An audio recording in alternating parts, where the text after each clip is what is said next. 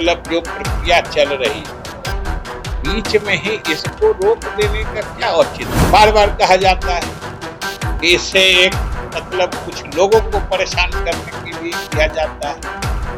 आखिर ये बिहार के लोग देख रहे हैं कि नहीं?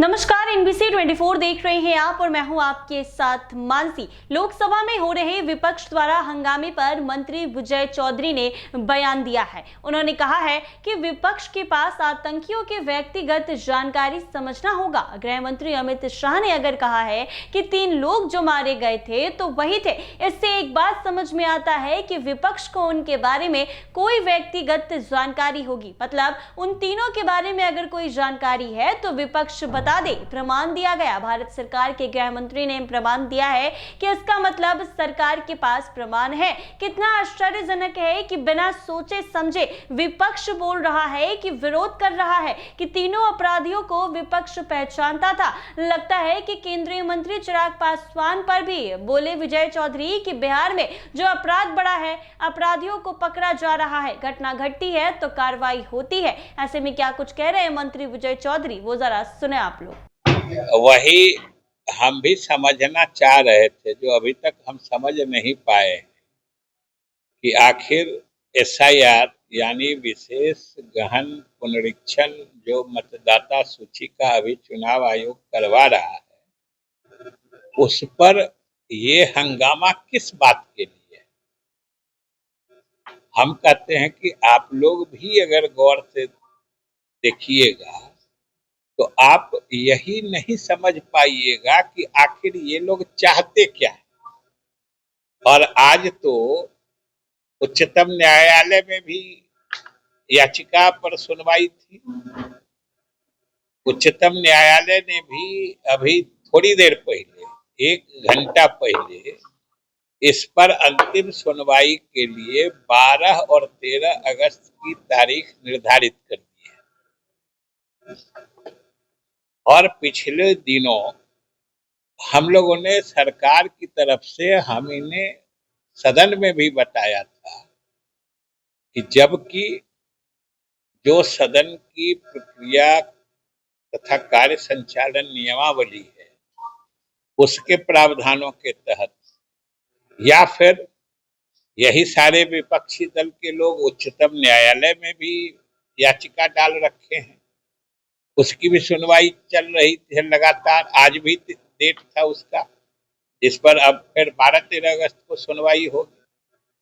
तो इन दोनों कारणों से ये सदन में इस पर विमर्श बाधित था। और नियमानुसार हो नहीं सकता था, लेकिन फिर भी अध्यक्ष महोदय ने कहा कि ये लोग कुछ अपनी राय रखना चाहते हैं, तो सरकार की तरफ से हम लोगों ने भी सहमति दे दी कि भाई ये लोग भी अपनी बात कहेंगे, हम लोग भी अपनी बात कहेंगे। और उसमें भी आपने सुना होगा कि आखिर आपत्ति का मुद्दा क्या है, ये तो कोई हम नहीं समझ पाए।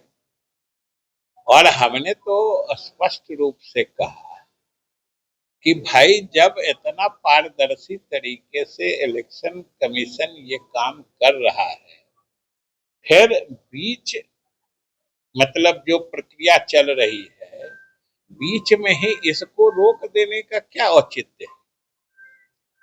और आज जो बात हम इस सिलसिले में आपसे कहना चाह रहे हैं कि इस पूरे मसले का विपक्ष के नेतागण या पार्टियां जिस तरीके से इस मसले को उठा रही है, इसका सबसे दुखद पहलू यह है कि ये लोग बिल्कुल अनावश्यक बेबुनियाद बातों पर इस पूरे रूटीन एक्सरसाइज को ये लोग माने इलेक्शन कमीशन के इस एसआईआर के निशाने पर अल्पसंख्यक समुदाय को दिखाने की कोशिश करते हैं।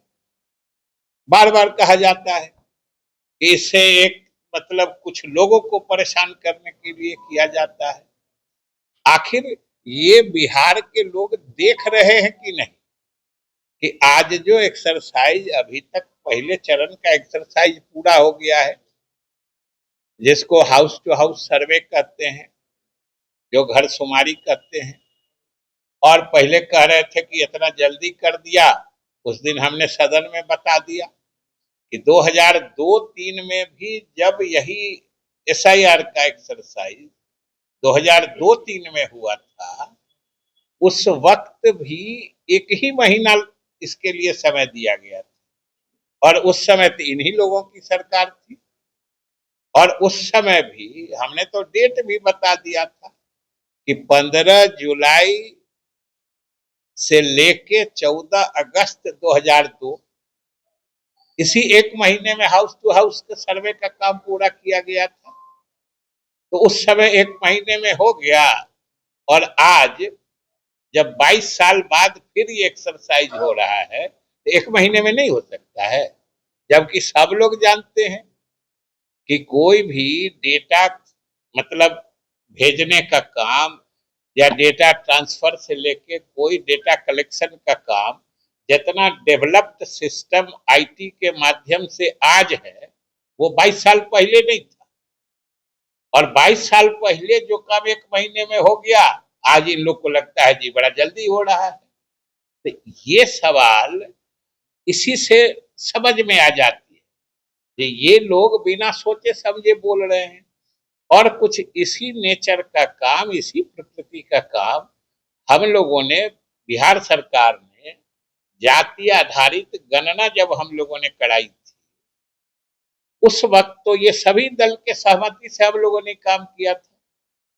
उस समय ये घर घर जाके देखने का काम 15 दिन में पूरा हो गया था। वो भी डेट हम बता देते हैं कि 7 जनवरी 2023 से लेके 21 जनवरी 2023, 15 दिन में ये सारा काम कर लिया गया था, जो इलेक्शन कमीशन ने इस बार एक महीने में किया है। तो उस समय वो भी साथ थे, तो 15 दिन में हो गया।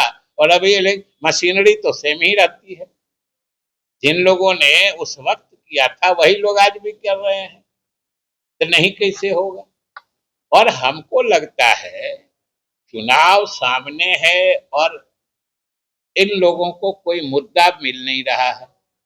विकास के मुद्दे पर इनकी सिर्फ और सिर्फ समझिए कि निराशा। पता नहीं, अभी तो आज की बात आप कह रहे हैं, अब इसमें समझिए ना, ये तो अगर गृह मंत्री ने, हमने सुना नहीं है, लेकिन आप जैसा कह रहे हैं कि अगर गृह मंत्री ने कहा है कि जो 3 लोग मारे गए हैं ये यही थे जिन्होंने पहलगाम में नरसंहार किया था, तो जो लोग कह रहे हैं कि नहीं ये वो तीनों नहीं है, इससे तो एक चीज समझ में आती है कि ये लोग उन दोनों के बारे में कुछ व्यक्तिगत जानकारी रखते हैं। आप लोग को ऐसा नहीं लगता है कि अगर कोई 3 डेड बॉडी मारा गया है और सरकार क्लेम कर रही है कि ये तीनों वही अपराधी हैं जिन्होंने पहलगाम में नरसंहार किया था, अगर कोई नेता या कोई पार्टी या हम ही कहेंगे कि नहीं नहीं ये तीनों नहीं है, मतलब उन तीनों के बारे में इन लोगों को व्यक्तिगत जानकारी है, तो वही सूचना दे दें कि नहीं ये तीनों जो असली वाला है वहां है।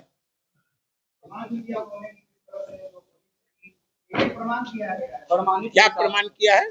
कैसे गोली